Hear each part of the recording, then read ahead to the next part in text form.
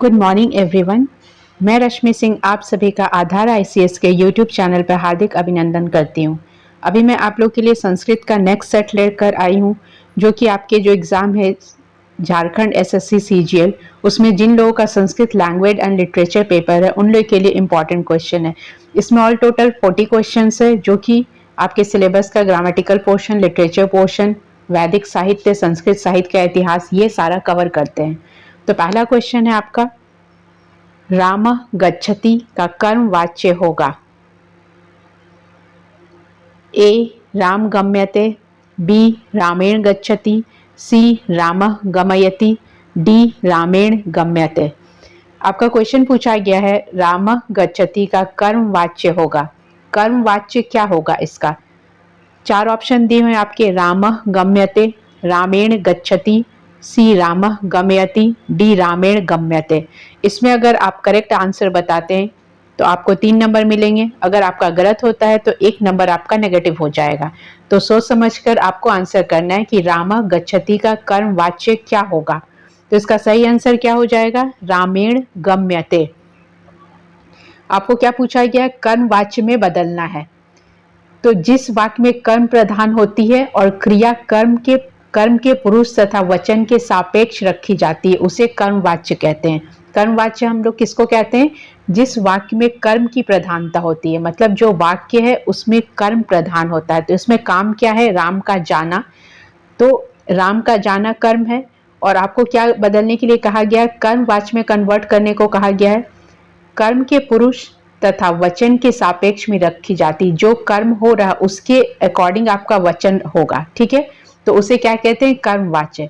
कर्मवाच्य में कर्ता में तृतीया विभक्ति होती है। ये जो कर्मवाच्य, जो भी कर्मवाच्य में हम लोग बदलेंगे तो उसमें कर्ता में क्या हो जाएगा? तृतीया विभक्ति हो जाएगा। तो राम का तृतीया क्या हो जाएगा? रामा, रामौ, रामा।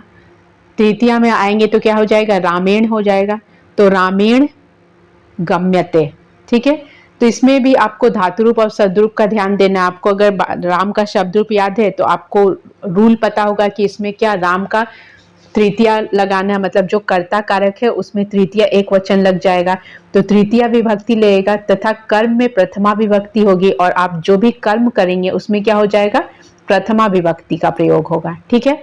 तो इसका करेक्ट आंसर क्या हो गया? रामा गच्छति का रामेण गम्यते। नेक्स्ट क्वेश्चन में आते हैं। हितम मनोहारी च दुर्लभम वच सूक्ति किस ग्रंथ से है? नेक्स्ट क्वेश्चन है आपका, एक सूक्ति दे दिया गया है और आपसे पूछा गया है कि यह किस ग्रंथ से है।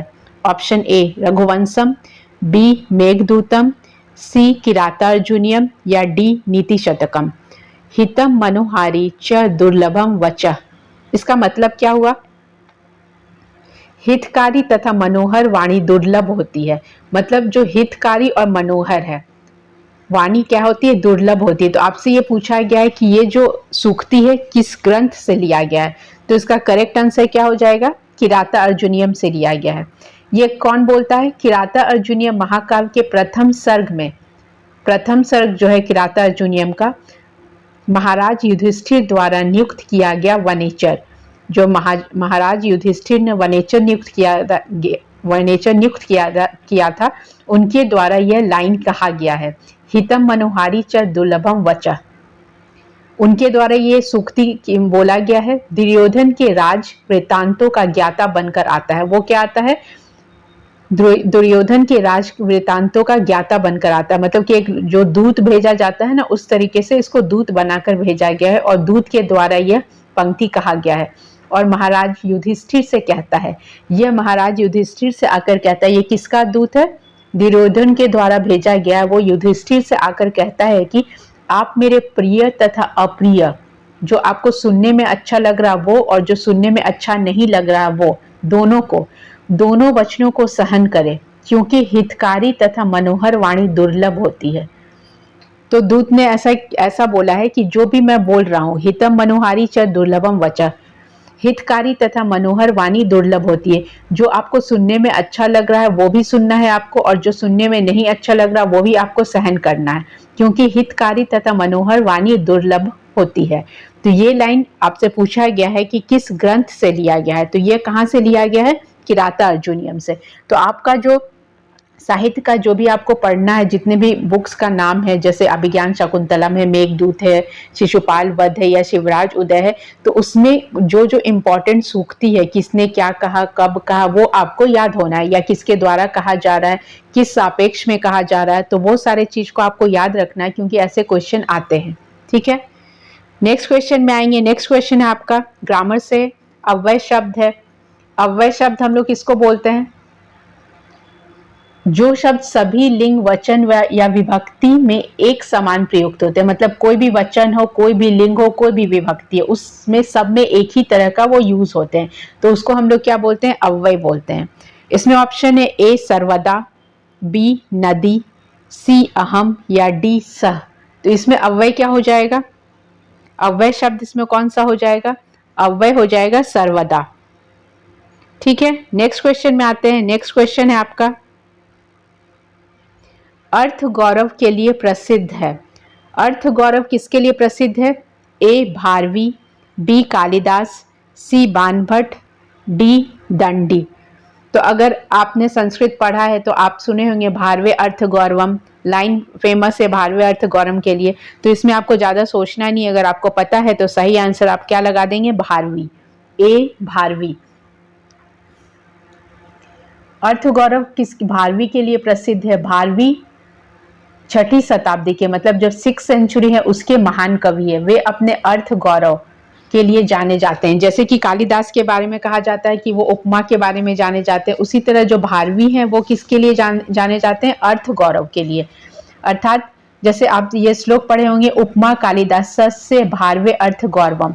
उपमा मतलब कालिदास का उपमा फेमस है, और भारवे अर्थ गौरव। दंडिन पद लालित्यम माघे संति त्रय गुण। और जो दंडिन है वो किसके लिए फेमस होते हैं? अपने पद लालित्य के लिए। माघे संति त्रय गुण, अर्थात कालिदास उपमा के लिए प्रसिद्ध है, जबकि भारवी अपने अर्थ गौरव के लिए जाने जाते हैं। दंडी जो है पद लालित्य के लिए, उनका जो पद लालित्य है उनके लिए दंडी फेमस है, जबकि माघ में ये तीनों गुण पाए जाते हैं, और जो माघ है वो तीनों गुण इनमें मिलते हैं। तो आपका क्वेश्चन क्या था? अर्थ गौरव के लिए प्रसिद्ध है, तो अर्थ गौरव के लिए कौन प्रसिद्ध है? भारवी। ठीक है, नेक्स्ट क्वेश्चन में आते हैं हम लोग।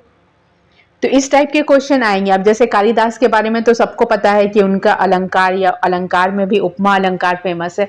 तो जितने भी थिंकर्स, ऑथर्स दिए हुए हैं, उनका आपको जो विशिष्ट है, उनमें जो स्पेशल क्वालिटी है वो आपको पता होना चाहिए। जैसे इस श्लोक से आपको पता चला कि उपमा कालिदास से भारवे अर्थ गौरवम, दांडिना पद लालित्य, माघे संति त्रय गुणम।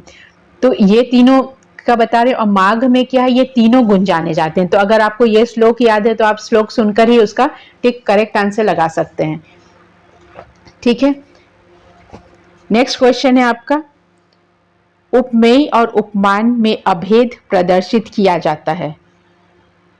उपमेय और उपमान में अभेद प्रदर्शित किया जाता है। ऑप्शन ए उपमा अलंकार, बी रूपक अलंकार, सी उत्प्रेक्षा अलंकार, डी अनुप्रास अलंकार। तो ये आपसे पूछा जा रहा है कि किसमें किया जा रहा है। ठीक है, तो इसका करेक्ट आंसर क्या हो जाएगा? करेक्ट आंसर हो जाएगा बी, उपमेय और उपमान का अभेद प्रदर्शित किया जाता है। उपमेय और उपमान में अभेद रूपक अलंकार में प्रदर्शित किया जाता है। किसमें किया जाता है? रूपक अलंकार में किया जाता है। जब गुण की अत्यंत समानता के कारण उपमेय को ही उपमान बताया जाए, या उपमेय या उपमान में कोई अंतर न दिखाई दे, तब वहां रूपक अलंकार होता है।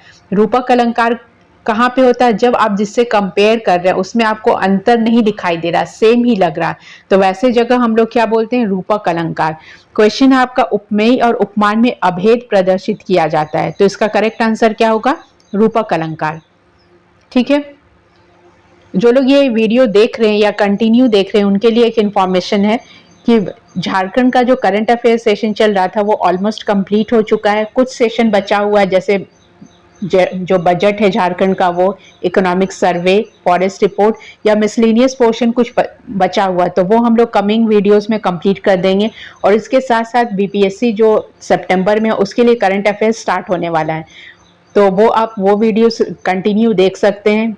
विद इन 1-2 दिन के अंदर वो वीडियो भी आ जाएगा, जो कि आपका एटलीस्ट 150 क्वेश्चन में 30 to 35 क्वेश्चन करंट अफेयर्स का होता है, तो वो आप वीडियो कंटिन्यू देखेंगे और साथ साथ आपके प्रीवियस ईयर्स भी क्वेश्चन दिए हुए हैं बीपीएससी के, अगर वो आप देखना चाहते हैं तो आप वीडियो में क्लिक करके देख सकते हैं। और जिन लोगों ने अभी तक सब्सक्राइब नहीं किया वो चैनल सब्सक्राइब कीजिए और देखिए उसमें आपके एग्जाम से रिलेटेड, अगर आप सीजीएल दे रहे हैं तो उससे रिलेटेड भी बहुत मैटर दिया हुआ है। 15 प्रैक्टिस सेट डले हुए हैं, आप उस सेट सबको प्रैक्टिस कर सकते हैं। साथ साथ करंट अफेयर भी झारखंड का आ गया है, तो आप वो भी देखिए, उसमें से जो इम्पोर्टेंट टॉपिक्स है वो सब देखिए, क्योंकि आपको पता है कि आपके जो पेपर 1, पेपर 2, पेपर 3 है, तो तीनों में जैसे पेपर 1 में क्या है, इंग्लिश और हिंदी है, तो इंग्लिश हिंदी आपको क्वालिफाई करना ही है, तभी आपका पेपर 2 और पेपर 3 इवेल्युएट होगा। और इसमें क्या है कि परसेंटेज दे दिया गया है कि एटलीस्ट आपको इतना परसेंट लाना है। पेपर 2 भी है आपका, पेपर 2 में आपने जो भी लैंग्वेज रखा हो, हिंदी, इंग्लिश, संस्कृत, उर्दू, बांग्ला, खड़िया हो, कुडुक, करमाली, संथाली, खोटा, कुछ भी रखा हो, उसमें आपको मैक्सिमम मार्क्स लाना है। मतलब कि जो 30% मार्क्स है, तो उसका मार्क्स लैंग्वेज पेपर 2 का मार्क्स ऐड भी होगा, और वो अगर आप पास करेंगे, पासिंग मार्क्स अच्छा होगा, तभी आपका पेपर 3 चेक होगा। नहीं तो आप पेपर 3 में कितना भी पढ़ लीजिए, GS, reasoning, maths, science, computer, Jharkhand special जो 40 क्वेश्चन आ रहा है, बाकी अदर जो पार्ट से 20 क्वेश्चन में डिवाइडेड है, और जीएस का 30 मार्क्स का क्वेश्चन है। तो आप कितना भी उसमें अच्छा कर लेंगे, लेकिन आपने लैंग्वेज पेपर अच्छा नहीं किया तो वो आपका वर्थलेस इनवैलिड हो जाएगा, क्योंकि वो पेपर ही चेक नहीं होगा। ऐसा आपको आपके नोटिफिकेशन में पहले ही दे दिया गया है। तो आपके लिए तीनों paper 1, paper 2, paper 3 equally important है, तो आप तीनों में स्पेशल टाइम दीजिए। पेपर 1 में भले हिंदी इंग्लिश है तो वो भी आपको क्वालिफाई करना है। और याद रखिए कि सब में नेगेटिव मार्किंग है, ऐसा नहीं कि सिर्फ लैंग्वेज पेपर में, जितने भी पेपर हैं सब में नेगेटिव मार्किंग है। तो आपको बहुत थॉरोली पेपर प्रिपेयर करना है, रिवीजन करना है, और जितना हो सके प्रैक्टिस सेट का प्रैक्टिस करना है, चाहे आप लैंग्वेज पेपर के लिए कर रहे हो या आप अपने पेपर 3 के लिए कर रहे हैं। तो तीनों पेपर मोस्ट इंपॉर्टेंट है, आपको ज़्यादा टाइम नहीं दिया जाएगा, और नंबर ऑफ जो फॉर्म फिलअप है वो भी बहुत ज़्यादा हो चुका है, तो the competition is going to be very tough for all of you. तो जितना हो सके आप प्रैक्टिस कीजिए, एक एक चीज़ को बहुत सीरियसली पढ़िए, क्योंकि वैसे भी झारखंड में वैकेंसी बहुत साल के बाद आती है, एटलीस्ट 5 ईयर्स तो एक फॉर्म में लग जाता है, सिर्फ फॉर्म को निकलने में और उसको फिलअप करने में 5 साल लग जाता है। तो आप जितने टाइम में उसको एग्ज़ाम देंगे, उसके बाद वो कितने बार कैंसिल होगा, कितने बार रिजल्ट आएगा, इसका कोई गारंटी नहीं है। तो आप ऐसा कीजिए कि आप जो एग्ज़ाम दे रहे हैं आपके लिए फर्स्ट एंड लास्ट अटेम्प्ट मान के चलिए, और थॉरली प्रिपरेशन कीजिए, और जो भी पोर्शन है उसको बहुत अच्छे से पढ़िए। अगर आपने इंग्लिश लिटरेचर, हिंदी लिटरेचर, कोई भी लैंग्वेज रखा है एज अ पेपर 2 में, तो उसको भी बहुत सीरियसली पढ़िए। ये नहीं कि हिंदी रख लिया है तो बस हिंदी तो ऐसे ही पास हो जाएंगी। कोई भी सब्जेक्ट अगर आप लैंग्वेज रख रहे हैं तो कोई भी ईजी नहीं है, आपको उसका जो डीप एनालिसिस पढ़ना होगा। चाहे आप संस्कृत रख रहे हैं, या फिर बहुत लोग ने खोटा रखा है, संथाली रखा है, या बहुत लोग ने ऐसे भी ऑप्ट किया है। ऐसे मैं बहुत लोगों को जानती हूँ जिन लोगों ने हिंदी रख लिया है, बस कि हाँ हिंदी मातृभाषा है तो हम लोग कर लेंगे। लेकिन कोई भी लैंग्वेज हो, उस लैंग्वेज का आपको उस लैंग्वेज का हिस्ट्री पढ़ना ही है। वैदिक, जैसे कि आप संस्कृत पढ़ रहे हैं तो भाषा का इतिहास पढ़ेंगे, वैदिक लौकिक संस्कृत पढ़ेंगे, उसी तरीके से हिंदी में भी पढ़ना है, इंग्लिश में भी पढ़ना है। तो कोई भी चीज़ इजी नहीं है, क्योंकि इतने लाख फॉर्म भर चुके हैं, सब में कंपटीशन बहुत टफ है। ठीक है, तो आप अच्छे से पढ़िए, रिवीजन कीजिए, और जिन लोगों ने अभी तक चैनल सब्सक्राइब नहीं किया है वो प्लीज़ चैनल सब्सक्राइब कीजिए, लिंक को शेयर कीजिए फ्रेंड्स लोग के साथ। Don't try to be selfish, ऐसा नहीं कि आपने पढ़ लिया तो किसी और को सेंड नहीं करेंगे क्योंकि वो भी ये चीज़ पढ़ लेगा, ऐसा एटीट्यूड मत रखिए। ठीक है, नेक्स्ट क्वेश्चन में आते हैं। नेक्स्ट क्वेश्चन है आपका, महान व्याकरणाचार्य पाणिनि ने संस्कृत की वर्णमाला को बांटा है, कितने वर्णमाला को कितने में बांटा है? ऑप्शन ए 10 खंडों में, ऑप्शन बी 12 खंडों में, ऑप्शन सी 14 खंडों में, या ऑप्शन डी 16 खंडों में।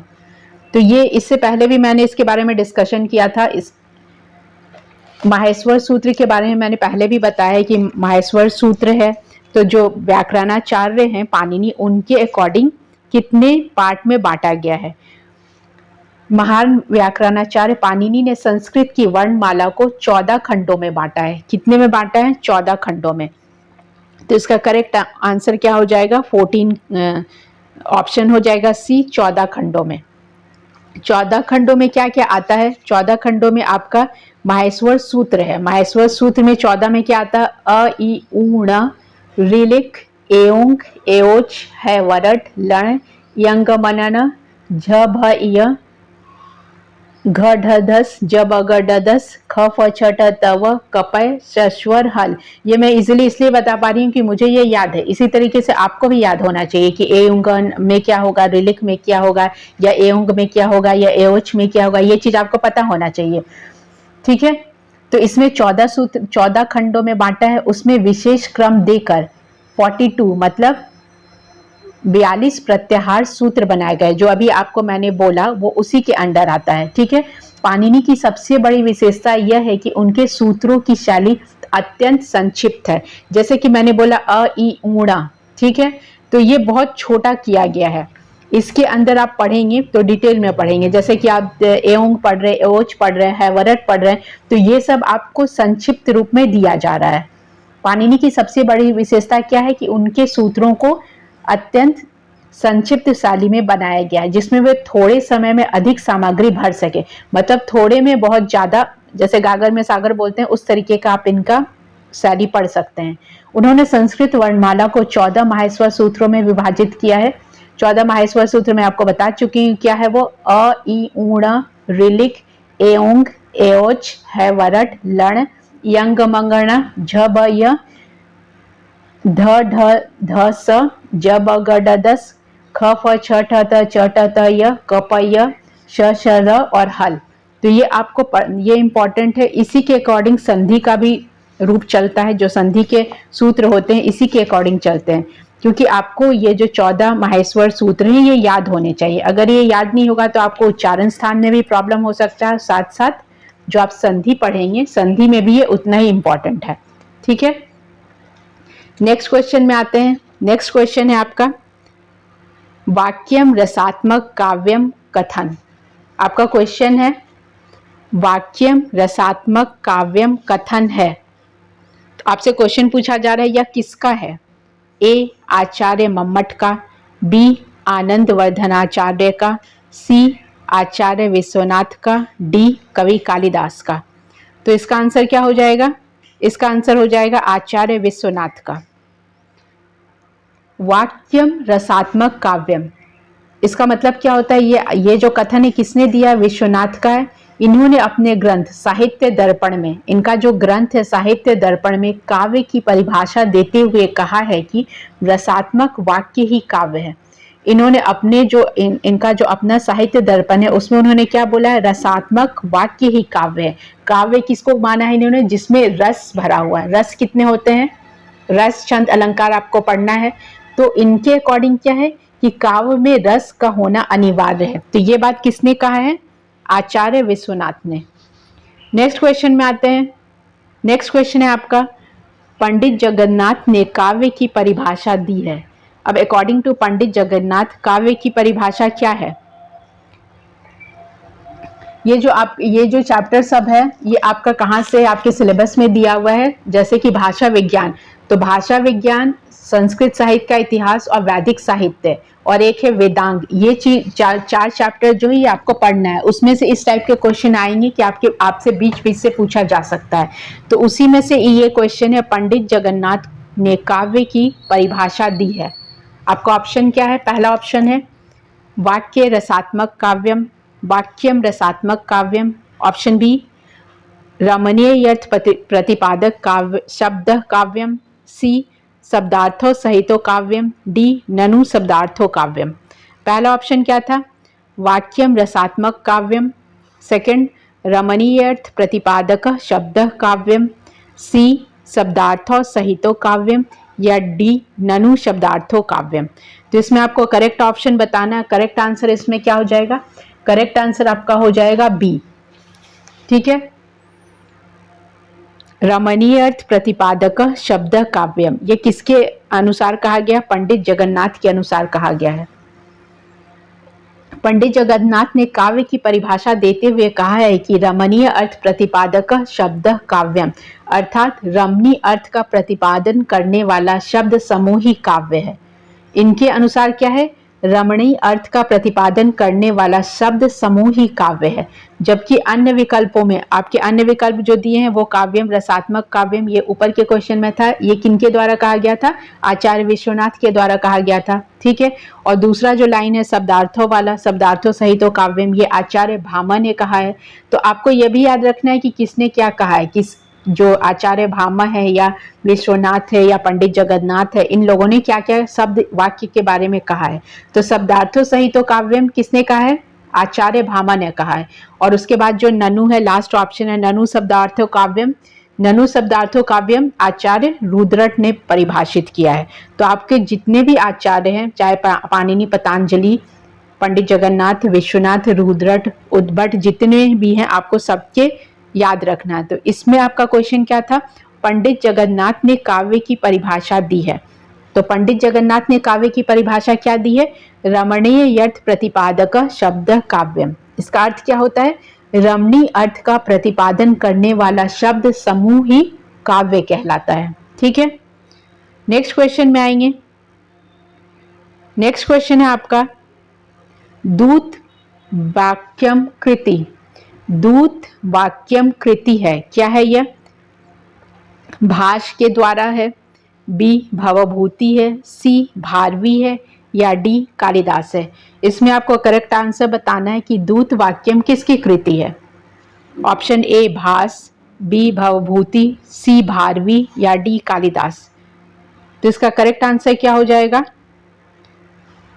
ए भाष। दूत वाक्यम संस्कृत साहित्य के प्राचीनतम नाटककार महाकवि भास का सुप्रसिद्ध नाटक है। किनका प्रसिद्ध नाटक है, महाकवि भास का। इसकी कथावस्तु महाभारत की कथा के उस अंश से उद्धृत है जिसमें श्री कृष्ण पांडवों को दूत बनाकर कौरवों की सभा में जाते हैं, मतलब पांडवों की तरफ से वो कौरव की सभा में जाते हैं। तो वो महाभारत के उस कथा वस्तु से लिया हुआ जहां श्री कृष्ण दूत बनकर जाते हैं। किनके पास जाते हैं, कौरवों के पास जाते हैं, शांति दूत बनकर जाते हैं वो। भास ने कुल 13 नाटकों की रचना की है। अब इसमें आपके भास के जितने भी नाटक हैं और जो आपके सिलेबस में दिए हुए हैं वो तो आपको पढ़ना ही पढ़ना है। ठीक है, जो नहीं भी है और जैसे कि भास का है या भवभूति या भारवी जिसके भी है या कालिदास के हैं, तो इनके जितने भी ग्रंथ खंड का महाकाव्य, नाटक, उपन्यास जो भी है आपको उनके बारे में जानना जरूरी है। ठीक है, तो भास ने कुल 13 नाटकों की रचना की है। तो उन 13 नाटकों को देखिए कौन कौन सा है, स्वप्न वासव दत्तम, प्रतिज्ञा योगांध नारायण, दरिद्र चारु दत्तम, प्रतिभा नाटकम, अविकारकम, अभिषेक नाटकम, बालचरितम, पंचरात्रम, मध्यम व्यायोग, दूतवाक्यम, दूत घटोत्कच, कर्णभार तथा उरुंगभंग। कौन कौन सा, स्वप्न वासव दत्तम तो सबको पता है। ठीक है, प्रतिज्ञा योगांधर नारायण, दरिद्र चारु दत्तम, प्रतिभा नाटकम, अभिषेक नाटकम, बालचरितम, पंचरात्रम, मध्यम व्यायोग, दूतवाक्यम, द्यूत घटोत्कच, कर्णभार तथा उरुंगभंग, और एक है अविमारकम। ठीक है, तो इतने किसके हैं, भास के हैं। ये क्या है, नाटक है। तो उसी तरीके से कालिदास, भारवी, भवभूति, इन लोग के जो रचना है वो आपको याद करना है। नेक्स्ट क्वेश्चन आते हैं। नेक्स्ट क्वेश्चन इजी संधि से है।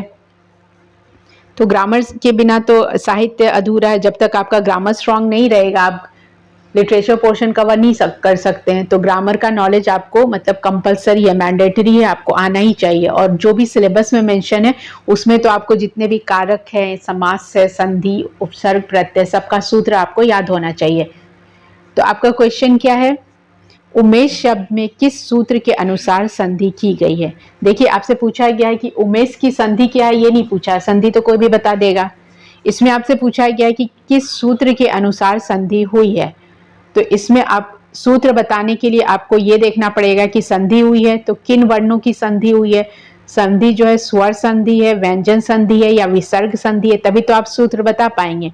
आप संधि नहीं कर पाएंगे तो उतने दूर तक जाने का कोई बात ही नहीं है। बात निकलेगी तो दूर तक जाएगी। आप संधि आपको नहीं पता होगा तो नो स्टडी नो कंफ्यूजन। लेकिन अगर आपको संधि पता है तो आप बता सकते हैं कि किन दो वर्णों की संधि हुई है। ठीक है, तो उमेश की संधि कीजिए। सबसे पहले क्या होगा, उमा प्लस इश, तो उमा में आकार और इश का दीर्घ ई दोनों मिलकर क्या बना, ए बना। तो ये कहाँ पे होता है, अ प्लस ई मिलकर ए कहाँ पे बनता है, गुण संधि में बनता है। ठीक है, उमेश शब्द में आपका ऑप्शन क्या दिया हुआ, ए इको यणची, बी आद गुणा, सी खरी च, या डी तोड़ली, किसके अकॉर्डिंग संधि हो रहा है। तो इसका मतलब है कि आपको इको यंची आद गुणा खरी च और तोड़ली का भी नॉलेज होना चाहिए। ठीक है, तो इसका करेक्ट ऑप्शन क्या हो जाएगा, आद गुणा। आद गुणा क्यों हुआ है, आद गुणा की सूत्र के अनुसार किया गया है। यह गुण संधि का उदाहरण है। इसमें अ वर्ण के पश्चात अ के अतिरिक्त कोई अन्य अस्वर्ण आए तो पूर्व और जो बाद का पद है दोनों के स्थान पे क्या हो जाता है, ए और ओ का आदेश हो जाता है। जैसे यहाँ पे उमा का आ और ईशा का ई मिलकर क्या हो गया है, ए हो गया है। तो ऐसा कब होता है, गुण संधि में होता है। तो ये किसका सूत्र है, आद गुण का सूत्र है। आद गुण का सूत्र है, आद गुण का सूत्र है। तो गुण संधि किसके अंदर आता है, स्वर संधि का भेद है। तो स्वर संधि में जितने आपको संधि के सूत्र हैं वो आपको याद होना चाहिए। जैसे अका सवर्णे दीर्घ, ये तो बहुत फेमस है। फेमस क्या, ज्यादातर संधि इसी से होता है। जैसे हिमालय, सुरारी, ये किस में आता है, आद अका सवर्णे दीर्घ में आता है। इको यंची आपके ऑप्शन में दिया हुआ, इको यंची, इको यंची भी किसका है, स्वर संधि का सूत्र है। इसमें जब हम लोग ई और ई का संधि करते हैं, जैसे नदी जोड़ उद्गम, तो नद्युद्गम, तो ई और ई से मिलकर क्या बन जाता है, यब, ये बन जाता है। उसी तरीके से आपका खरीच है और तोड़ली है। तो खरीच और तोड़ली जो है ये स्वर संधि का भेद नहीं है, ये दूसरे संधि का भेद है। ये आप आगे पढ़ेंगे, उसमें बताएंगे कि किस संधि का भेद है। और जो आपको उमेश दिया हुआ वो किस में आएगा, आद गुण में आएगा। ठीक है, तो आद गुण का भी आपको सूत्र पता होना चाहिए कि अ और ई मिलके क्या बना है, ए बना है। तो बाकी जो सूत्र दिए हैं वो आपके स्वर संधि के नहीं है, वो दूसरे संधि के। तो वो संधि भी आपको पढ़ना है और आपको सूत्र पता रखना है कि कौन से संधि के अंदर आते हैं, स्वर का है, व्यंजन का है, या विसर्ग का है। जैसे आपसे ये भी पूछा जा सकता है, झलाम जस झसी, यह सूत्र किसका है। ऐसे क्वेश्चन भी आ सकते हैं कि झलाम जस झसी जो है ये किसका सूत्र है, स्वर संधि का, गुण स्वर संधि का, व्यंजन संधि का, विसर्ग संधि का, या दूसरा ऑप्शन भी हो सकता है, कोई भी एक ऑप्शन दिया जा सकता है। तो आपको संधि, जितने भी संधि हैं उस संधि के जो सूत्र हैं वो याद होना चाहिए। ठीक है, ये नहीं कि सिर्फ स्वर संधि का कर लिए, व्यंजन संधि भी इंपॉर्टेंट है और विसर्ग संधि भी इंपॉर्टेंट है आपके लिए। चलिए नेक्स्ट क्वेश्चन में आते हैं। नेक्स्ट क्वेश्चन है आपका, पंचविंशति शब्द का हिंदी अर्थ क्या है। पंचविंशति शब्द का हिंदी अर्थ क्या है। पहला ऑप्शन है ए 15, बी 25, सी 35, या डी 50। करेक्ट आंसर क्या हो जाएगा इसका, इसका आंसर हो जाएगा बी 25। ये सब तो इजी है, नंबर आपको पता होना चाहिए कि इसका संस्कृत क्या होगा। तो ऐसे कीजिए 1 to 100 लिखिए, 1 to 100 को क्या बोला जाता है वो आप याद कर लीजिए, या 20, 30, 40, 40, 50, 60, 70 को क्या बोला जाता है वो एक बार आप लिख लीजिएगा। तो ऐसा क्वेश्चन आपको क्या स्कोरिंग है, आपको आता है तो आप तुरंत आंसर कर देंगे। तो पंचविंशति शब्द हिंदी अर्थ क्या होगा, 25 होगा। यह एक क्या है, संख्यावाची शब्द है। अगर आप संख्यावाची शब्द का इसका शब्द रूप पढ़ने जाएंगे तो आप इसका शब्द रूप भी पढ़ सकते हैं, लेकिन उतना डिटेल में आप तब कर सकते हैं जब आपको पीएचडी करना हो। नेक्स्ट क्वेश्चन है आपका, भोक्तुम में प्रयुक्त प्रकृति एवं प्रत्यय है। शब्द आपका दे दिया गया भोक्तुम, इसमें पूछा गया है प्रयुक्त प्रकृति एवं प्रत्यय क्या है। भुज प्लस तुमुन ऑप्शन ए, ऑप्शन बी भुक प्लस तुमुन, ऑप्शन सी भोज प्लस तुमुन, या ऑप्शन डी भुज प्लस कत्वा। तो इसमें आपको बताना है कि कौन सा प्रत्यय लगा है। Question number 12। तो सही ऑप्शन क्या हो जाएगा, इसमें मूल धातु क्या है, भुज है, और प्रत्यय क्या लगा है, तुमुन लगा है। तो भुज प्लस तुमुन मिलके क्या बन गया, भोक्तुम। ठीक है, तो ये सबका सूत्र है, आप सूत्र लिख कर पढ़िए तो आपको, आपके लिए ज्यादा यूजफुल रहेगा। भोक्तुम में प्रयुक्त प्रकृति क्या है, भुज धातु है, मूल धातु क्या है, और तुमुन प्रत्यय है। तुमुन प्रत्यय हम लोग कब लगाते हैं, जब हम लोग के लिए बोलते हैं। संप्रदान का ये चिन्ह है, कर्ता ने कर्म को करण से संप्रदान को के लिए जब बोलते हैं ना, तो चतुर्थी में जब आता है तो को के लिए हम लोग चिन्ह लगाते हैं। उसी तरीके से तुमुन का अर्थ क्या होता है, के लिए होता है। धातु के साथ तुमुन प्रत्यय लगने पर क्या हो जाता है, तुम बचता है, और वो उसका शब्द का अर्थ क्या हो जाता है, के लिए। ठीक है, जैसे अगर हम लोग पा प्लस तुमुन लगा रहे हैं तो पातुम पीने के लिए, खा प्लस तुमुन खादितुम खाने के लिए, या पठ प्लस तुमुन पठितुम पढ़ने के लिए।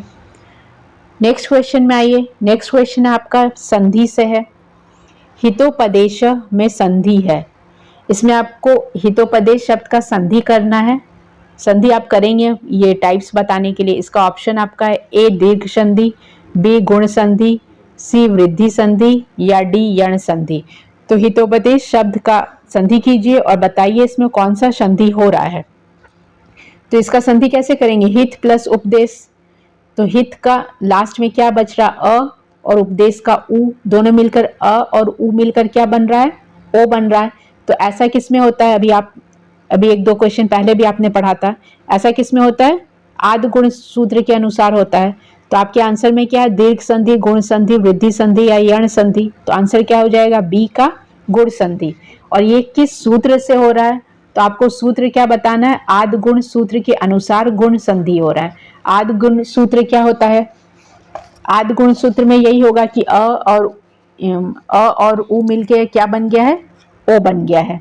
अगर आपको सूत्र लिखना है तो आप लिख सकते हैं, या फिर आप ग्रामर का बुक अगर आपके पास लघु सिद्धांत कौमुदी होगा तो आप उसमें पढ़िए, उसमें भी आपको डिटेल मिलेगा। तो ये सब सूत्र आप एक जगह लिख लीजिए, आपके लिए इंपॉर्टेंट है वो सब।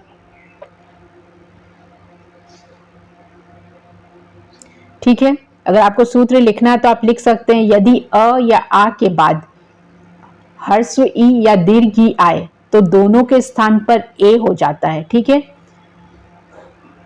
अ या आ के बाद ई, दीर्घ ई या हर्स्व ई आए तो क्या हो जाता है, ए हो जाता है। उसी प्रकार अ या आ के बाद उ आए, हर्ष उ या दीर्घ उ आए तो दोनों के स्थान पे क्या हो जाता है, ओ हो जाता है। ठीक है, तो ऐसे जब होते हैं तब वहां पे कौन सा सूत्र आता है, आदि गुण सूत्र आता है। ये किसका सूत्र है, स्वर संधि का सूत्र है। ठीक है, नेक्स्ट क्वेश्चन है आपका, भवभूति का संबंध है। भवभूति का संबंध कहां से है, ऑप्शन ए मालविकाग्निमित्रम से है, ऑप्शन बी रघुवंशम से है, सी अष्टाध्यायी से है, या डी उत्तर रामचरित से है। इंपॉर्टेंट क्वेश्चन है, अब रिपीटेड भी है, इजी भी है, आप क्वेश्चन देख के भी आंसर कर सकते हैं। क्वेश्चन का आंसर क्या होगा, उत्तर रामचरितम से है। भवभूति का संबंध किस बुक से है, उत्तर रामचरितम से है।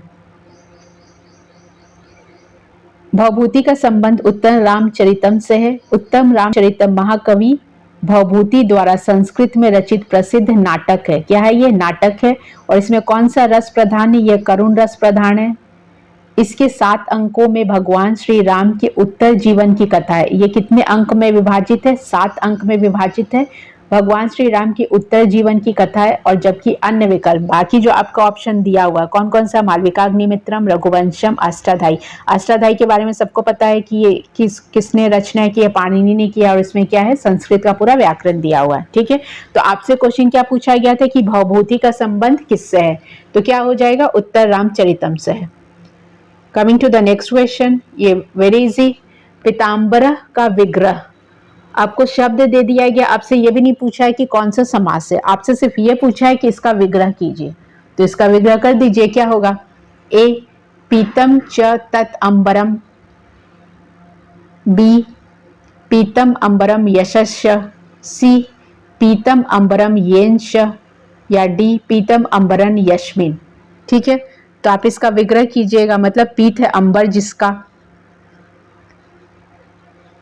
तो इसका करेक्ट आंसर क्या हो जाएगा, ए। ठीक है, नेक्स्ट क्वेश्चन, पीतम अंबरम यशस्सा। नेक्स्ट क्वेश्चन है आपका, गलत वर्तनी वाला शब्द चुनिए। इसमें आपको 4 ऑप्शन दिया, उसमें जो गलत ऑप्शन है, गलत स्पेलिंग मिस्टेक है, वो आपको जो स्पेलिंग मिस्टेक है वो बताना है। ठीक है, ऊपर वाला समझ गया था आप कौन सा समास था, उसमें सिर्फ आपको विग्रह करने पूछा गया था, तो विग्रह आप बहुत इजी कर लेंगे। आपका शब्द है पुल्लिंग बी स्त्रीलिंग, डी नपुंसकलिंग या डी उभयलिंग। इसमें आपको स्पेलिंग मिस्टेक पूछा गया है, तो इसमें स्पेलिंग किसमें मिस्टेक है देख लीजिए आप। पहला वाला का स्पेलिंग मिस्टेक है, उसको शुद्ध करके आपको लिखना है, इसमें कोई एक्सप्लेनेशन की जरूरत नहीं है। नेक्स्ट क्वेश्चन आता है आपका राजपुत्र। राजपुत्र में कौन सा समास है?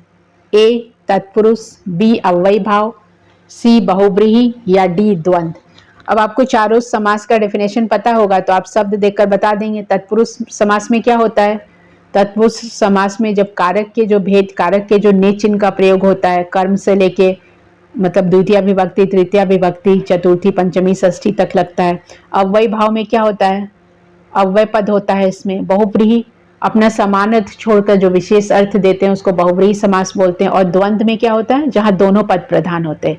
तो इसमें आपका क्वेश्चन क्या है? राजा पुत्र, राजपुत्र में समास है, तो राजपुत्र का विग्रह करेंगे तो क्या हो जाएगा? राजा का पुत्र। राजा का पुत्र मतलब इसमें षष्ठी विभक्ति आ रहा है, का के की, तो इसका समास का आंसर क्या हो जाएगा? तत्पुरुष समास। यह षष्ठी तत्पुरुष समास का उदाहरण है। तत्पुरुष समास में उत्तर पद प्रधान होता है और पूर्व पद में उत्तर पद है, और उसमें जो पहला वाला पद है उसमें क्या है? द्वितीय, तृतीय, चतुर्थी, पंचमी, षष्ठी, सप्तमी विभक्ति का जो लोप होता है ना, वो हो जाता है। जैसे राजा का पुत्र, तो का हट गया है और क्या शब्द बन गया है? राजपुत्र। तो कौन सा समास हो गया है? तत्पुरुष समास हो गया है। नेक्स्ट क्वेश्चन है आपका चंद्रशेखर। ये भी इजी क्वेश्चन है। आपसे चंद्रशेखर में पूछा गया है कौन सा समास है? ऑप्शन ए तत्पुरुष, बी अव्ययी भाव, सी बहुव्रीहि और डी द्वंद्व। तो चंद्रशेखर का अगर आप विग्रह करेंगे तो क्या हो जाएगा? चंद्र है जिसके शिखर पर, किसके शिखर पर? चंद्र किसके सर पर रहता है? शिव जी के रहता है।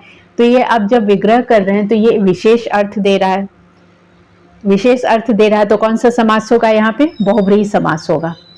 ठीक है, बहुव्रीहि समास हम लोग कैसे पहचानते हैं? उसमें ना उत्तर पद प्रधान ना पूर्व पद प्रधान, उसमें दोनों पद मिलकर एक विशेष अर्थ को देते हैं। ठीक है, तो जहां विशेष अर्थ आता है वहां बहुव्रीहि हो जाता है। ठीक है, नेक्स्ट क्वेश्चन में आएंगे। वैसे संधि समास कारक सब इजी है, एक बार आप पढ़ लेंगे तो आपसे क्वेश्चन मिस्टेक नहीं होगा। बस आपको सीरियसली पढ़ना है, ये नहीं कि आप व्हाट्सअप यूज कर रहे हैं और उसके बाद पढ़ रहे हैं, या फेसबुक देख रहे हैं या यूट्यूब चैनल इधर उधर देख रहे हैं तब पढ़ाई कर रहे हैं, तब नहीं होगा। आपको सारा मोबाइल स्विच ऑफ करके पढ़ाई करेंगे। हार्डली 2 घंटे भी आप पढ़ रहे हैं तो वो सफिशियंट है आपके लैंग्वेज पेपर के लिए। अगर आप नहीं पढ़ रहे हैं, इधर उधर टाइम वेस्ट कर रहे हैं, तो फिर इसमें कोई भी कुछ नहीं कर सकता है। उसके बाद आप कोई भी लैंग्वेज रख लीजिए, हिंदी, इंग्लिश, बांग्ला, उर्दू, अगर आप ध्यान नहीं दे रहे हैं तो उसमें फिर कोई क्या कर सकता है। नेक्स्ट क्वेश्चन है निम्नांकित में से कौन द्विकर्मक धातु नहीं है? आपको 4 ऑप्शन दिया हुआ है, ए कृश, डी दंड, सी मन या डी मत। इस 4 ऑप्शन में कौन सा द्विकर्मक धातु नहीं है वो बताना है। तो द्विकर्मक धातु हम लोग किसको बोलते हैं? जिन धातुओं के संपादन में 2 कर्मों की आवश्यकता हो। जब हम लोग जो धातु है उसमें 2 कर्म की आवश्यकता होती है तो वो क्या कहलाते हैं? द्विकर्मक धातु कहलाती है। इसमें आपसे पूछा गया है कौन सा द्विकर्मक धातु नहीं है, तो इसका ऑप्शन क्या हो जाएगा? सी मन नहीं है। जिन धातुओं के संपादन में 2 कर्मों की आवश्यकता होती है वो द्विकर्मक धातु कहलाती है। तो टोटल द्विकर्मक धातु कितना है ये अगर आपको याद रहेगा तो फिर आपका प्रॉब्लम वहीं पर सॉल्व है।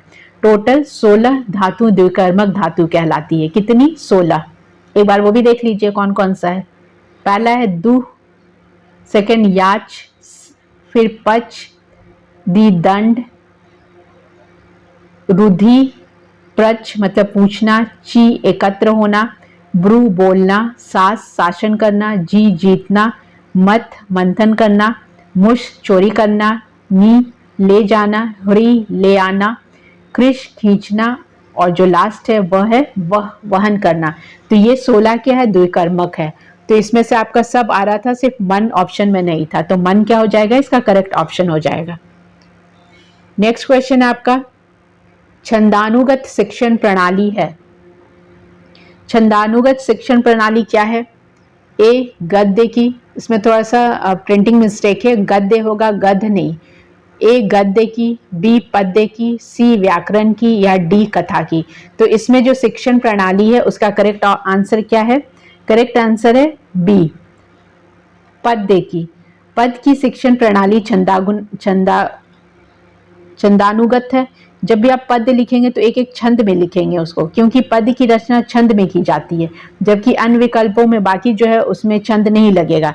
तो क्या हो जाएगा, पद की रचना छंदागुणक शिक्षण प्रणाली में आता है। ठीक है, नेक्स्ट क्वेश्चन में आएंगे। नेक्स्ट क्वेश्चन है आपका, नेक्स्ट क्वेश्चन जो आपका 21 से 25 है, उसके लिए एक श्लोक दे दिया गया है, आपको श्लोक के अकॉर्डिंग आंसर करना है। ठीक है,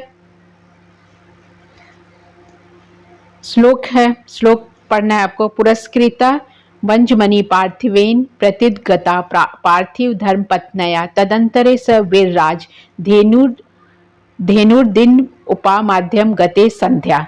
आपको श्लोक दे दिया गया, अब आपको इस श्लोक के अकॉर्डिंग आंसर करना है। ठीक है, क्वेश्चन क्या है आपका, संध्या से किसकी तुलना की गई है? आप ऊपर श्लोक में देखेंगे, पुरस्कृता वत्मनि पार्थिवेन प्रतिज्ञता पार्थिव धर्म पत्नया।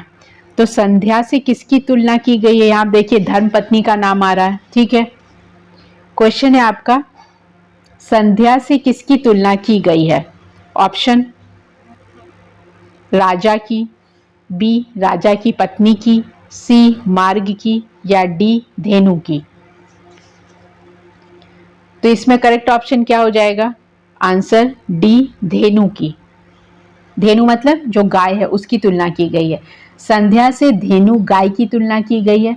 ऊपर जो आपका श्लोक दिया हुआ है, प्रस्तुत श्लोक में संध्या व धेनु की तुलना करते हुए कहा गया है कि राजा दिलीप और महारानी सुदक्षिणा। आपने राजा दिलीप और सुदक्षिणा का कहानी पढ़ा होगा, राज्ञा दिलीपकस्य कथा। अगर आपका पहले 10th में या 11th-12th में संस्कृत रहा है तो आपने ये कहानी पढ़ा होगा।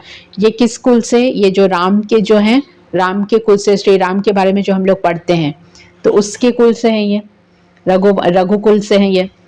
तो प्रस्तुत श्लोक में संध्या व धेनु की तुलना करते हुए राजा दिलीप और महारानी सुदक्षिणा के मध्य गाय उसी प्रकार से प्रतीत हो रही है जिस प्रकार से दिन और रात्रि के मध्य संध्या प्रतीत होती है।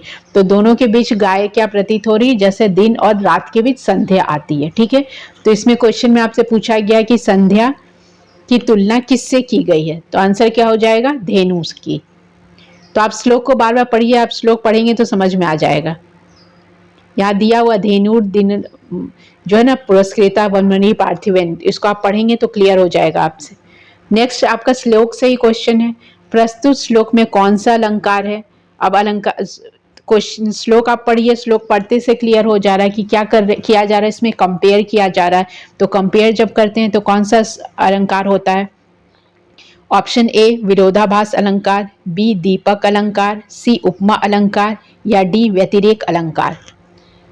प्रस्तुत श्लोक में कौन सा अलंकार है? तो कौन सा अलंकार हो जाएगा? उपमा अलंकार होगा, क्योंकि उपमा ही दिया जा रहा है ना, कंपेयर कर रहे हैं तो उपमा अलंकार है। प्रस्तुत श्लोक में उपमा अलंकार है, जहां भेद होने पे उपमान और उपमेय का परस्पर समान धर्म से संबंध बताया जाता है। अब आपको ये डेफिनेशन बताया जाए कि उपमा अलंकार हम लोग किसको बोलते हैं।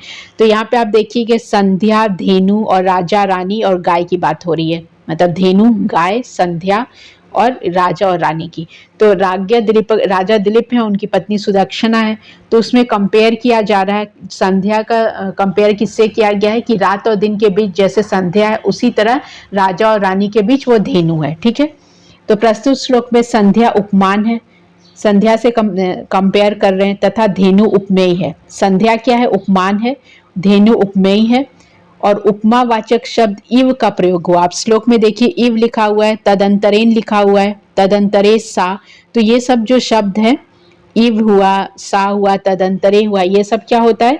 जब हम लोग किसी से कंपेयर करते हैं तब इसका प्रयोग होता है। तो कंपेयर कर रहे हैं तो उपमा अलंकार हुआ। ठीक है, नेक्स्ट क्वेश्चन में आएंगे।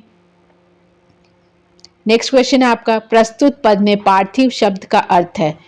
जो आपका ऊपर श्लोक दिया हुआ है उसके अकॉर्डिंग पार्थिव शब्द किसके लिए आया है?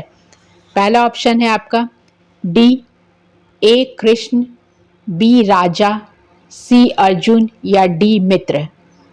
तो इसमें राजा रानी की बात हो रही है, बाकी कृष्ण अर्जुन तो है ही नहीं इसमें। तो इसका ऑप्शन क्या हो जाएगा? बी राजा। कौन से राजा? राजा दिलीप। प्रस्तुत पद में पार्थिव शब्द का अर्थ राजा है, और वो राजा कौन है? राजा दिलीप के लिए आया है ये। नेक्स्ट क्वेश्चन है आपका, तो 21 से लेके 25 तक सारा क्वेश्चन जो था श्लोक से ही था। नेक्स्ट क्वेश्चन है आपका, छपा शब्द का अर्थ क्या है? छपा शब्द का अर्थ क्या है? आप देखिएगा श्लोक में आपको दिया हुआ छपा शब्द है। श्लोक पे आइए वापस, यहाँ पे देखिए छपा है, तो छपा शब्द का अर्थ क्या हो जाएगा? ऑप्शन ए क्षमा, बी क्षत्रिय, सी पृथ्वी, या डी रात्रि। करेक्ट ऑप्शन क्या हो जाएगा? डी रात्रि के लिए आया है। ठीक है, किस शब्द के लिए आया है? रात्रि शब्द के लिए आया है।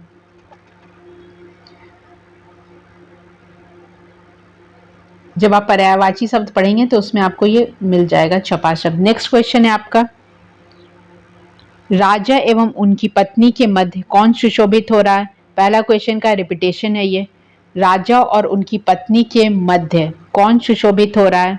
ए ऑप्शन ए दिन, बी संध्या, सी धेनु, या डी छपा। फिर छपा आया है, तो इसका करेक्ट आंसर क्या हो जाएगा? सी राजा और उनकी पत्नी के मध्य कौन सुशोभित हो रहा है। तो हम लोग जो आप पढ़े थे कि दिन और रात के बीच में जैसे संध्या आती है, वैसे राजा और रानी के बीच वो जो धेनु की बात कर रहे हैं हम लोग, तो इसका करेक्ट ऑप्शन क्या हो जाएगा? सी धेनु। राजा और उनकी पत्नी के मध्य धेनु सुशोभित हो रही है, जैसा कि श्लोक में कहा गया। श्लोक में कहा गया है ना, राजा दिलीप और महारानी सुदक्षिणा के मध्य गाय उसी प्रकार प्रतीत हो रही है जिस प्रकार दिन और रात्रि के मध्य संध्या प्रतीत होती है। ठीक है, आप श्लोक पढ़ लेंगे तो क्वेश्चन नंबर 1 to 25 आपका पूरा करेक्ट आंसर उसमें आप कर सकते हैं। मतलब 1 to 25 में आपको एक एक पर क्वेश्चन 3 मार्क्स इजीली मिल सकता है अगर आपने श्लोक पढ़ा है, श्लोक के अकॉर्डिंग आंसर कर रहे हैं तो। नेक्स्ट क्वेश्चन में आते हैं। नेक्स्ट आपका फिर इसमें श्लोक दिया हुआ है, कहाँ से? 26 to 30। 26 to 30 क्वेश्चन में भी आपका श्लोक दिया हुआ है, अकॉर्डिंग टू श्लोक आपको आंसर करना है। आपका श्लोक क्या है? श्लोक पे आइए, श्लोक बहुत फेमस श्लोक है। कर्मण्येवाधिकारस्ते मा फलेषु कदाचन मा कर्म फले भूमूर्त्वा संगोस्त्व कर्मणि। आप महाभारत देखते होंगे तो वो जो श्री कृष्ण आते हैं शंख लेके, उसके बाद ये वाला आता है कर्मण्येवाधिकारस्ते मा फलेषु कदाचन। तो आपसे इसी से क्वेश्चन पूछा गया है। पहला क्वेश्चन है, व्यक्ति का किस पर अधिकार नहीं है? क्वेश्चन नंबर 26, व्यक्ति का किस पर अधिकार नहीं है? तो व्यक्ति का किस पर अधिकार नहीं है? ए राजा पर, बी कर्म फल पर, सी सुख पर, या डी परिवार पर। किस पर अधिकार नहीं है राजा का? सॉरी, व्यक्ति का किस पर अधिकार नहीं है? राजा पर, कर्म फल पर, सुख पर, परिवार पर। इसका आंसर आपको श्लोक के अकॉर्डिंग करना है कि श्लोक में जो क्या बोला गया, कर्मण्येवाधिकारस्ते मा फलेषु कदाचन। ठीक है, इसके अकॉर्डिंग आपको बोलना है। तो इसका आंसर क्या हो जाएगा? इसका आंसर होगा बी कर्म फल पर। आप अपना कर्म कीजिए, फल की चिंता मत कीजिए। रिजल्ट कुछ भी हो लेकिन आपको अपना काम करना ही है। तो इसके अकॉर्डिंग इसका आंसर क्या होगा? कर्म फल पर। ठीक है, बहुत फेमस है। नेक्स्ट क्वेश्चन है आपका, प्रस्तुत श्लोक किस ग्रंथ से लिया गया है? Very easy question. किस ग्रंथ से लिया गया है? ऑप्शन ए नीति शतकम, बी रघुवंशम, सी दूत वाक्यम, डी श्रीमद् भगवद गीता। किसी को भी पता होगा जिसका संस्कृत नहीं भी है, आप उर्दू, बंगला भी, फारसी कोई भी लैंग्वेज रखिए, आपको ये पता होगा कि ये श्लोक कहाँ से? ऑप्शन डी श्रीमद् भगवद गीता से लिया गया है। ठीक है, इसमें प्रस्तुत श्लोक श्रीमद् भगवद गीता के द्वितीय अध्याय, जो द्वितीय अध्याय है, द्वितीय अध्याय के जो 47 श्लोक से लिया गया। कौन सा श्लोक है? 47वां श्लोक से ये लिया गया है। भगवान श्री कृष्ण ने अर्जुन को उपदेश देते हुए इस श्लोक का वर्णन किया है। तो आपके लिए इंपॉर्टेंट है, ये तो सब बता देंगे कि भगवद गीता से लिया गया, लेकिन ये याद रखना है किस अध्याय से? द्वितीय अध्याय से, और श्लोक का नंबर क्या है? 47। ठीक है, नेक्स्ट क्वेश्चन में आते हैं।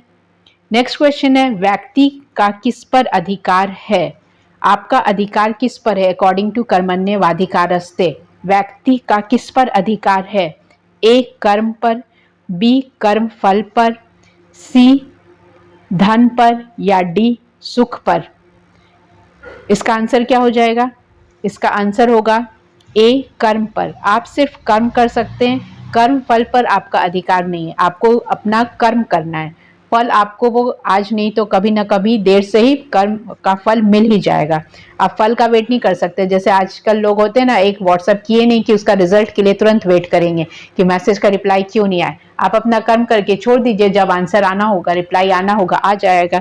तो अभी भी गीता के रूल्स को फॉलो किया जाता है। मतलब आप गीता पढ़ रहे हैं तो आपको उस चीज का भी फॉलो करना चाहिए कि आप अपना कर्म कीजिए, कोई भी काम कीजिए। वैसे ज्यादातर लोग आजकल यही करते हैं, इसलिए मैंने ये एग्जांपल दिया। आप कोई भी काम कर रहे हैं तो आप अपना बेस्ट दीजिए, रिजल्ट आपका पॉजिटिव ही आएगा। ऐसा नहीं कि नेगेटिव रिजल्ट आएगा। आप अपने कर्म को 100% दीजिए, 500% दीजिए, कुछ नहीं तो आपका उसका 50% रिजल्ट तो आपको मिलेगा ही मिलेगा। ठीक है, नेक्स्ट क्वेश्चन है, तो इसका आंसर क्या हो जाएगा? किस पर अधिकार है? कर्म पर। नेक्स्ट क्वेश्चन है, कृष्ण ने अर्जुन को क्या निर्देश दिया है? कृष्ण ने अर्जुन को क्या निर्देश दिया है? क्वेश्चन नंबर 29 है आपका ये। ऑप्शन ए, कर्म फल का कारण बनने का। ऑप्शन बी, कर्म फल का हेतु बनने का। ऑप्शन सी, युद्ध न करने का। ऑप्शन डी, दया करने का। तो ये क्वेश्चन का आंसर सभी को पता होगा कि श्री कृष्ण ने अर्जुन को क्या निर्देश दिया है। तो इसका आंसर क्या हो जाएगा? इसका आंसर हो जाएगा, श्री कृष्ण ने अर्जुन को कर्म फल हेतु न बनने का निर्देश दिया, क्योंकि व्यक्ति को कर्म को अपना कर्तव्य समझकर करते हैं। ठीक है, तनाव मुक्त रहते हैं और ऐसे व्यक्ति फल न मिलने पर निराश नहीं होते हैं। अर्थात तटस्थ भाव से कर्म करने से ही उन्हें शांति प्राप्त होती है। तो इसका आंसर क्या हो जाएगा? कर्म फल का हेतु न बनने पर, मतलब कि आप कर्म कीजिए लेकिन उसका रिजल्ट मत सोचिए कि क्या होगा। तो इसने कर्म को करने का निर्देश दिया गया है। ठीक है, कि आप श्री कृष्ण ने अर्जुन से कहा है कि आप अपना कर्म कीजिए, कर्म फल का हेतु नहीं बनिए। आप अपना कर्म कीजिए क्योंकि आप वो काम करने के लिए ही पृथ्वी पे आए हैं, फल लेने के लिए नहीं आए कि उसका फल क्या होगा ये सोचकर हम अपना काम ही नहीं करें। आपको अपना कर्म करना, फल मिल ही जाएगा आपको आगे, आज नहीं तो कल उसका फल मिलता ही मिलता है। ठीक है, तो ऐसा श्री कृष्ण ने अर्जुन को किसमें कहा है? भगवत गीता में जो कौन से अध्याय, अभी मैंने आपको बताया कि किस अध्याय और कितने नंबर का श्लोक है ये, द्वितीय अध्याय का 47 नंबर का श्लोक है। ठीक है, नेक्स्ट क्वेश्चन है आपका इसी श्लोक से है। श्लोक के अनुसार किसमें आसक्ति नहीं होनी चाहिए? श्लोक के अनुसार आपसे पूछा गया है कि किसमें आसक्ति नहीं होनी चाहिए। ऑप्शन ए, कर्म अकर्म में। ऑप्शन बी, धर्म में। सी, धन में। या डी, प्रतिष्ठा में। तो इसका आंसर क्या हो जाएगा? ए, अकर्म में।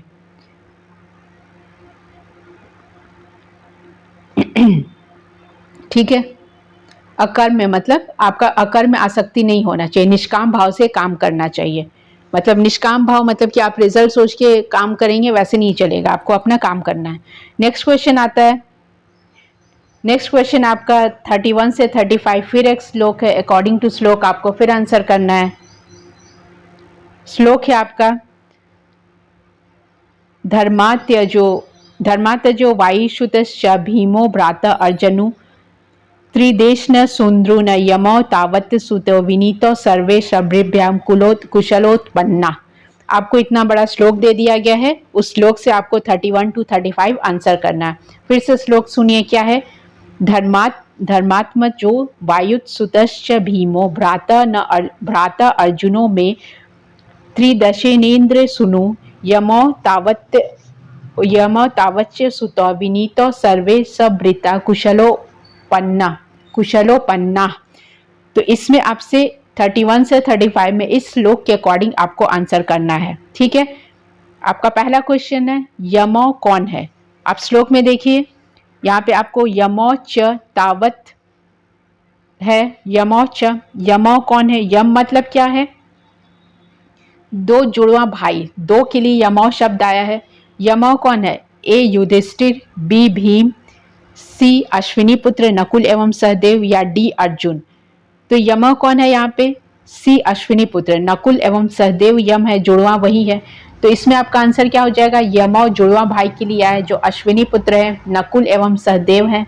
महाराज ये जो पांडु है, महाराज पांडु की जो महारानी है, दो महारानी थी इसकी, तो जो माद्री थी उनकी नकुल सहदेव की मम्मी कौन थी? माद्री थी। और जो युधिष्ठिर अर्जुन भीम थे उनकी मम्मी कौन थी? कुंती थी। ठीक है, तो इसमें आपसे पूछा गया यमौ कौन है, तो अकॉर्डिंग टू क्वेश्चन यमौ कौन होगा? आंसर सी होगा। ठीक है, नेक्स्ट क्वेश्चन है आपका। इस बार आज श्लोक से ज्यादा क्वेश्चन है, तो आपके ऐसे क्वेश्चन आ सकते हैं जैसे अपठित गद्यांश होता है ना, वैसे आपको पठित पद्यांश दिया जाएगा। मतलब वो पद्यांश या जो श्लोक है आपने सुना हुआ है, फिर भी आपको सुने हुए श्लोक से आंसर करना। अपठित गद्यांश में क्या होता है कि आपने वो कहीं पढ़ा नहीं है, आपको उस समय पढ़ के आंसर करना है। श्लोक का क्या, आपने कहीं ना कहीं श्लोक सुना है, पढ़ा है, आपके सिलेबस में दिया हुआ, उसके अकॉर्डिंग तो ये और इजी होता है कि आपको पता है कि उसका अर्थ क्या है, उसमें कौन सा कैरेक्टर है, कौन सा नायक है, कौन सा नायिका है, क्या कहानी है, क्या क्लाइमेटिक कंडीशन है, हिस्टोरिकल कंडीशन क्या, सब पता है, उसके अकॉर्डिंग आप आंसर कर रहे हैं। तो नेक्स्ट क्वेश्चन है, इस श्लोक में किसका वर्णन नहीं है? जो ऊपर श्लोक दिया हुआ है उसमें किसका वर्णन नहीं है? धर्मात्मजो वायुच्युतश्च भीमो, तो आप पढ़ेंगे तो देखिए भीम का वर्णन है, भ्राता अर्जुन, अर्जुन का वर्णन है। फिर आप यमौ च पढ़ रहे, यमौ में आ गए कौन से? नकुल सहदेव। तो किसका वर्णन नहीं है? ऑप्शन ए कृष्ण का, बी वायुसुत का, सी अर्जुन का, या डी धर्मात्मज का। तो इसका करेक्ट आंसर क्या हो जाएगा? 32 का ऑप्शन ए कृष्ण का। इस श्लोक में कहीं भी कृष्ण का वर्णन नहीं है, बाकी सबका, भीम का है, अर्जुन का, युधिष्ठिर का है, नकुल सहदेव का। तो किसका वर्णन नहीं है? श्री कृष्ण का वर्णन इस श्लोक में नहीं है। नेक्स्ट क्वेश्चन में आते हैं। नेक्स्ट क्वेश्चन है आपका, उपर्युक्त श्लोक में धर्मात्मज किसके लिए आया है? उपर्युक्त श्लोक में धर्मात्मज किसके लिए आया है? ए युधिष्ठिर, बी भीम, सी अर्जुन, डी कृष्ण। तो किसके लिए आया है? ए युधिष्ठिर के लिए आया है।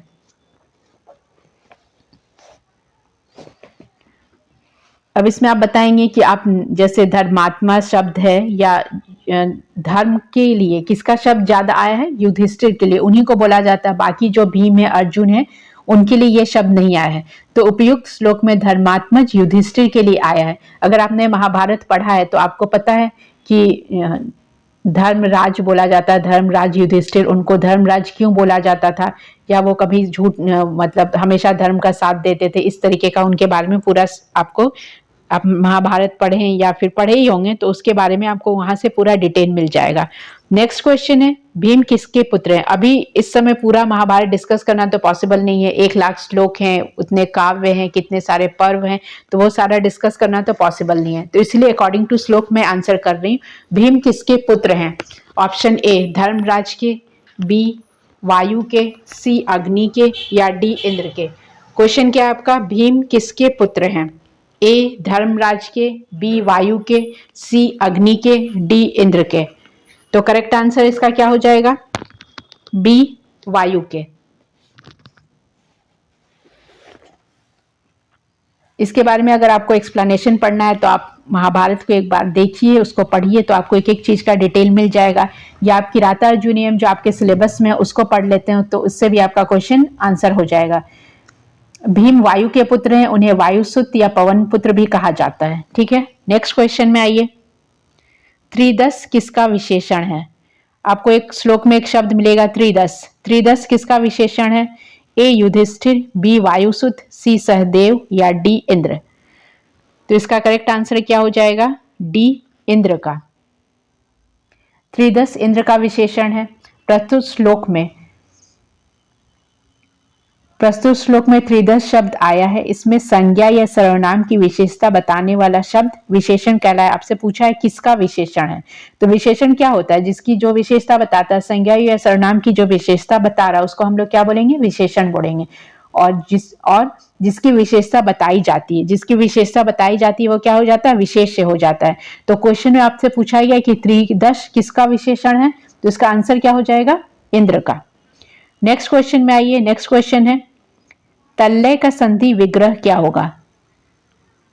तल्लय शब्द है, इसका आपको संधि करना है। ऑप्शन ए तत् जोड़ लय, ऑप्शन बी तल जोड़ लय, ऑप्शन सी तह जोड़ लय, ऑप्शन डी तल जोड़ य।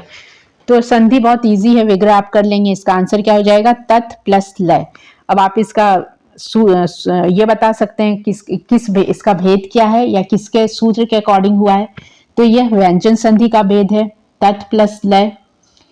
इसमें कौन सा सूत्र आया है? तोड़ली सूत्र। अगर आपसे पूछा जाएगा कौन सा सूत्र, तब आप बताएंगे तोड़ली सूत्र के अकॉर्डिंग आया है। तोड़ली सूत्र क्या होता है? तोड़ली सूत्र के अनुसार त वर्ग से परे लकार ल होने पर त का क्या हो जाता है? त का स्थान परिवर्तित होके ल में बदल जाता है, इसलिए इसको क्या बोला जाता है? तोड़ली सूत्र। नेक्स्ट क्वेश्चन में आइए। नेक्स्ट क्वेश्चन है आपका, नमः स्वस्ति स्वाहा स्वधा अलम वसट योगाच, इन शब्दों के योग में कौन सी विभक्ति प्रयुक्त होती है? तो ये आप कारक के सूत्र पढ़ेंगे, तो कारक के सूत्र में चतुर्थी विभक्ति जब आप पढ़ते हैं तो आपका ये सूत्र वहां पे दिया हुआ है। तो इसमें आपको शब्द दे दिया गया है नमः स्वस्ति स्वाहा स्वधा अलम वसट योगाच, इन शब्द में कौन सी विभक्ति होगी? ऑप्शन ए प्रथमा, बी द्वितीया, ती तृतीया या डी चतुर्थी। तो ये सूत्र के साथ ही चतुर्थी विभक्ति का प्रयोग होता है, जैसे गुरुवे नमः। ठीक है, नमः शब्द में क्या हो जाएगा? चतुर्थी विभक्ति आएगा, तो इसका आंसर क्या हो जाएगा? चतुर्थी। नेक्स्ट क्वेश्चन है आपका, अनुनासिक वर्णों का उच्चारण कहाँ से होता है? अनुनासिक वर्ण जो होते हैं उसका उच्चारण कहाँ से होता है? तो अनुनासिक कौन से होते हैं? जो लास्ट वाला होता है ना, क ख ग अंग च छ ज य, तो यंग म यंग न म जो शब्द है वर्ण है वो अनुनासिक वर्ण कहलाते हैं। तो इनका उच्चारण कहाँ से होता है? मैंने बहुत बार आपको उच्चारण स्थान डिस्कस किया, अकुह विसर्ज्याना नाम कंठ, ऋतुलेशा नाम मूर्धा का, तालु का, दंत का, कंठोष्ठ का, दंतोष्ठ का, सब डिस्कस किया है मैंने। तो अनुनासिक वर्णों का उच्चारण कहाँ से होता है? यंग मन नाम नासिका च। ठीक है, तो आपके ऑप्शन है ए कंठ, बी तालु, सी मुख नासिक या डी दंत। तो इसका करेक्ट ऑप्शन क्या हो जाएगा? सी मुख नासिक, मतलब यंग मना नाम नासिका च। ये कहाँ से उच्चारित होते हैं? इसको अनुनासिक बोला जाता है, ये नाक से बोले जाते हैं। नेक्स्ट क्वेश्चन है आपका, अहिंसा परमो धर्म, यह वाक्य लिया गया है। यह क्वेश्चन पहले भी रिपीट हो चुका है, इंपॉर्टेंट क्वेश्चन है इसलिए रिपीट हो रहा है। अहिंसा परमो धर्म, यह वाक्य महाभारत के अनुशासन पर्व से लिया गया है। अर्थ क्या है? यह एक श्लोक है। श्लोक का अर्थ क्या है? अहिंसा परमो धर्म। ये महाभारत से लिया गया। आपसे क्वेश्चन में है, ऑप्शन क्या है? वेद से लिया गया है, रामायण से लिया गया है, गीता से लिया गया है या महाभारत से लिया गया है? तो ये कहां से लिया गया है? महाभारत से लिया गया है। इसका आंसर क्या हो, इसका मतलब क्या होता है? धर्म परम, तप परम, सत्य, और धर्म का क्या है? साधक है। धर्म परम तप परम सत्य, वह धर्म क्या है? साधक है सबका। ठीक है, अहिंसा परमो धर्म। नेक्स्ट क्वेश्चन आते हैं, स्त्रीलिंग मातृ शब्द का द्वितीय विभक्ति बहुवचन। अब जाके एक शब्द रूप से आपका क्वेश्चन आया कि मातृ शब्द रूप दे दिया गया, इससे आपसे पूछा गया। कल के सेट में आप देखेंगे ज्यादातर धातु रूप, शब्द रूप और उपसर्ग प्रत्यय डिस्कशन हुआ था। आज क्या था? आज थोड़ा सा लेंदी हो गया, इसमें 3 श्लोक का डिस्कशन हो गया, श्लोक से डायरेक्ट क्वेश्चन था। तो इसमें पूछा गया स्त्रीलिंग मातृ शब्द का द्वितीय विभक्ति का बहुवचन क्या होगा? इसका ऑप्शन है ए मातु, बी मातृण, सी मातृ या डी मातृ विसर्ग के साथ। तो इसका ऑप्शन क्या हो जाएगा? सी मातृ। अब आप शब्द रूप देखिए, शब्द रूप को पढ़िए, बार बार लिख लिख के प्रैक्टिस कीजिए, तो आपको सारे शब्द रूप याद हो जाएंगे। ठीक है, तो ये था आज का 40 क्वेश्चन का सेट था। आप इसको डेली प्रैक्टिस कीजिए। जितने भी सेट्स आ चुके हैं या जितने भी आने वाले हैं उसमें से आपका 40 सेट का क्वेश्चन है और आपके एग्जाम में आएंगे 100 क्वेश्चन। तो आप ये सेट को प्रैक्टिस करते हैं तो एटलीस्ट आप 10 to 20 तो डेली 5 क्वेश्चन आप ऐसे क्वेश्चन होंगे जो आप खुद आंसर कर सकते हैं और वे आपके क्वेश्चन में रिपीट भी हो जाएगा। तो out of 100 question 40 to 45 question ऐसा होगा आपको, जो आप वहां एग्जाम में बैठेंगे तो आपको याद आएगा कि हाँ ये मैंने इस सेट से पढ़ा है। तो please try to watch complete video. Sanskrit के जितने भी वीडियो आप देखिए, ये आप ही के लिए बना है, आपके लिए यूजफुल है। अगर आप नहीं देखते हैं तो आपका लॉस होगा, क्योंकि आपको ऐसे रिपीट कर करके क्वेश्चन रिवीजन कहीं नहीं करवाया जा रहा है। तो आप आपका ग्रामर पोर्शन इससे स्ट्रांग हो रहा है, लिटरेचर भी स्ट्रांग हो रहा है, और आपको किसी भी टॉपिक में कोई प्रॉब्लम है, कोई पोर्शन ग्रामर में समझ में नहीं आ रहा है या लिटरेचर नहीं आ रहा है या बुक से रिलेटेड कुछ पूछना है, तो आप कमेंट सेक्शन में जाके कमेंट कर सकते हैं, आप अपना क्वेरी दे सकते हैं। और अगर आपको अच्छा लग रहा है ये सेशन, तो आप उसको लाइक कर सकते हैं, कमेंट कर सकते हैं और किसी के साथ शेयर भी कर सकते हैं। Thanks for watching our video. Stay tune for new updates.